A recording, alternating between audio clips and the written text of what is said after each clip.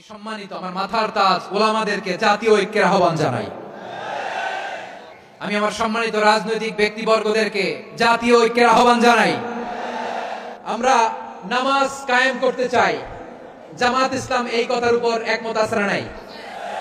নামাজ কায়েম হোক, একমত না জামাত ইসলাম? হেফাজত একমত না? ইসলামী আন্দোলন একমত না? তাবলীগের ভাইয়ের একমত না? পীরের মুরিদের একমত না? আপামর তাওহীদি মুসলিম জনতা একমত না? তাহলে নামাজ কায়েম করতে হবে। নামাজ কায়েম করতে হবে, এই কমন গ্রাউন্ডে আমরা সবাই একমত, ঠিক কিনা? যাকাত আদায় করতে হবে, সবাই একমত, ঠিক কিনা? নারীদের পর্দা করতে হবে, শালীন পোশাক পরতে হবে, একমত সবাই, ঠিক কিনা? বৈষম্য বিরোধী বাংলাদেশ চাই, সবাই একমত, ঠিক কিনা? মেরিটোক্রেসি, মেরিটোক্রেসি, আর কোন মামা চাচার ফোনে পদ দিলে হবে না, মেধার ভিত্তিতে সবগুলো পদ ঠিক করতে হবে, চিল্লায় বলো ঠিক কিনা? আমরা একমত না? স্বাধীনতা সার্বভৌমত্বের প্রশ্নে আমরা সবাই একমত, ঠিক কিনা?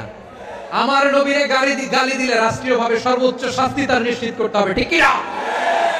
এই 10টা কমন গ্রাউন্ডকে সামনে রেখে বিশাল জনসমাবেশ করেন সোহরাওয়ার্দীর ময়দানে, সবাই আসেন।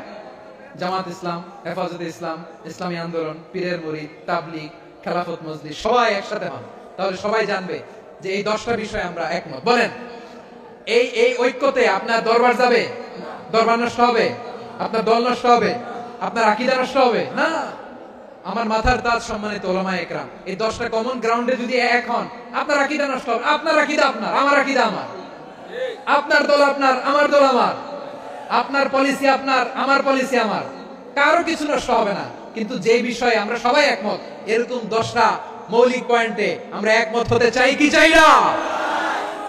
এতে কারো কোনো লস নাই, কারো কোনো ছাড়ও দেয়া লাগবে না, কারো দরবারও যাবে না, কারো দলও নষ্ট হবে না, কারো আকীদাও নষ্ট হবে না। আমার আকীদা আমার, আমার দল আমার, আমার সব ঠিক আছে। শুধু এই বিষয়ে আমি একমত, তুমি একমত, তুমি একমত, তো আমরা সবাই একসাথে বসে জানান দেই যেগুলোতে আমরা একমত, শোডাউন করি।